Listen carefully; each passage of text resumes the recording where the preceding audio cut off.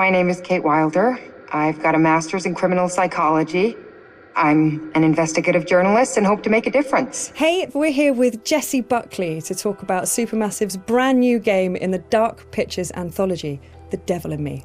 So let's start at the beginning. Tell us a bit about the character that you play. I play a character called Kate Wilder, who is a presenter who's part of this documentary team who are doing a show about the serial killer H.H.Holmes. America's first serial killer confessed to 27 murders. The number grew significantly. Nearly 200 lives. I'm a serial killer documentary watcher. Is that your jam too? Yeah, I'll watch a serial killer documentary. Right, it's really relaxing. Like, okay, cool, I can chill out. It's kind of fascinating why we're all addicted to kind of those stories. We need a plan. Forget his games, traps, all that bullshit. Think about the killers we've covered. There's always a weakness. I'm not playing detective, I just want to survive. Playing detective is how we survive. So what interested you in the role of Kate?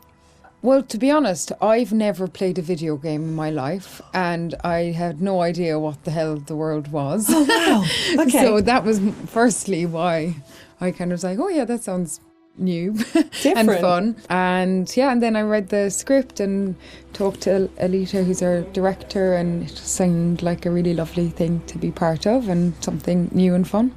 And I can't believe how they create this world. And action. You know, usually I just get a script and it's like 70 to 100 pages long, but there's like 300 pages in one script. It's unbelievable. So as you kind of mentioned, the game has multiple branching paths, so your character could end up in any number of situations.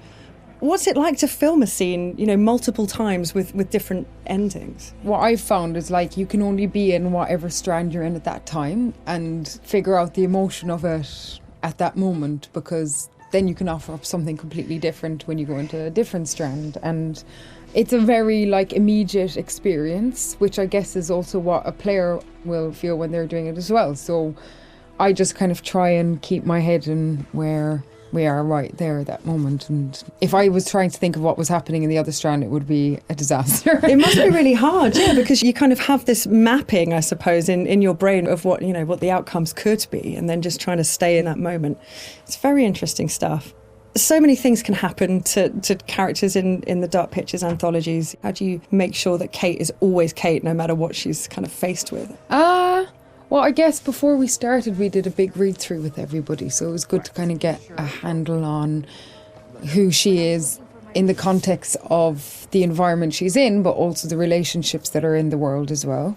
It just kind of reveals itself from the script, and I just kind of let her run free and see what That's so cool, happens to her. Yeah, I don't think anybody has continuity in themselves. I don't anyway. It must be very difficult. Yeah, really difficult. And that's it. I guess it's quite good fun to then go, okay, let's go with this and see where we end up. Well, I think also Kate lives on the knife edge of she has a genuine obsession and curiosity about serial killers. So there's part of her that's kind of running towards it and part of her that's running away from it, and all of them have come to be curious about H.H.Holmes, but also with that, you're kind of living a real life horror as you're going into this world.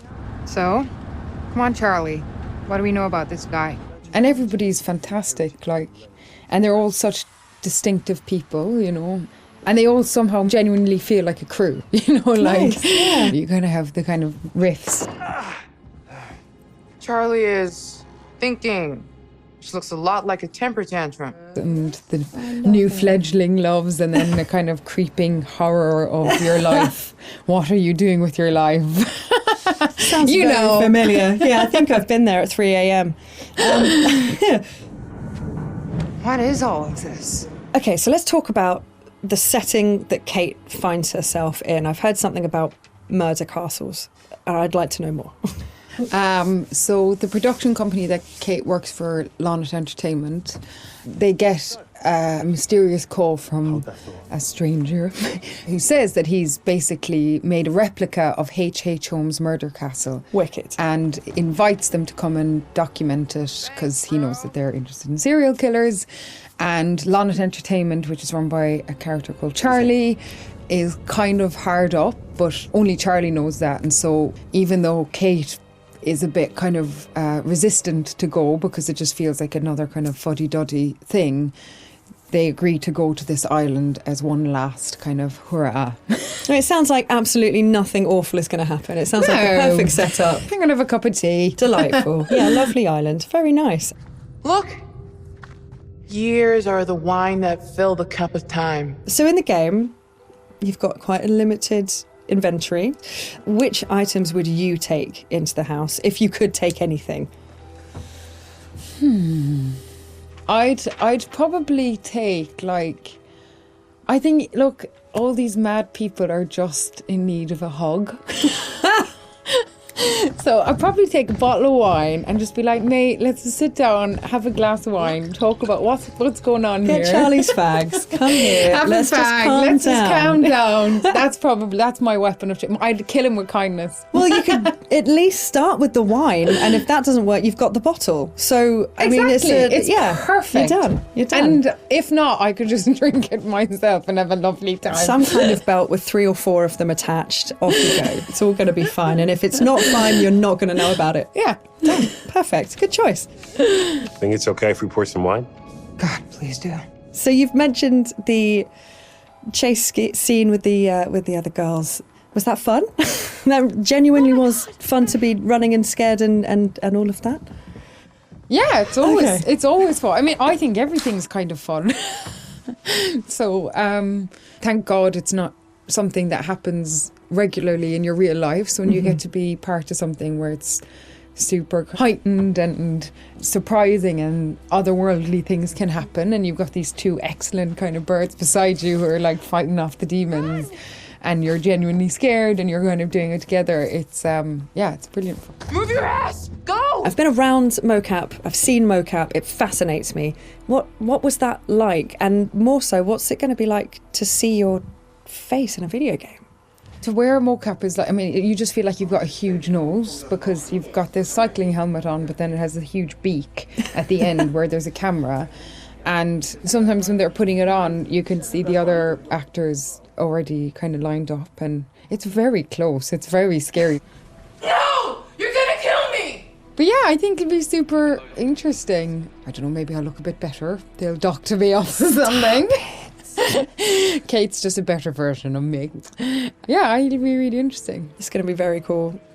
As far as, let's say, traditional acting versus video game acting, what were the differences? Was there a huge kind of difference between the two? I'd say the main difference is just the speed at which you work when you're making a video game. You still have the same intention, and narratively it's the same kind of experience because you're creating characters together and you're creating a world together, and our wonderful director is like interacting with us as a film director would. And also you're on a stage where there's little square boxes and there isn't a costume, you know, that's something that's added later, and all that's being caught is the emotions on your face. It must be quite intense when it's just focusing on your face. That must be a real, like, I don't know, like intensive experience. Although, to be honest, like the scripts they're really good, and so I don't really try and think about that too much, whatever the situation. I think if I did think about it, it would be an awful disaster. Yeah, may change the situation entirely. You just kind of listen to everybody else that's there and get on with it. We need a plan.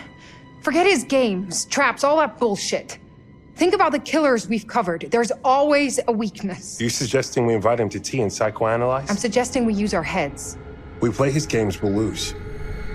It's our best shot.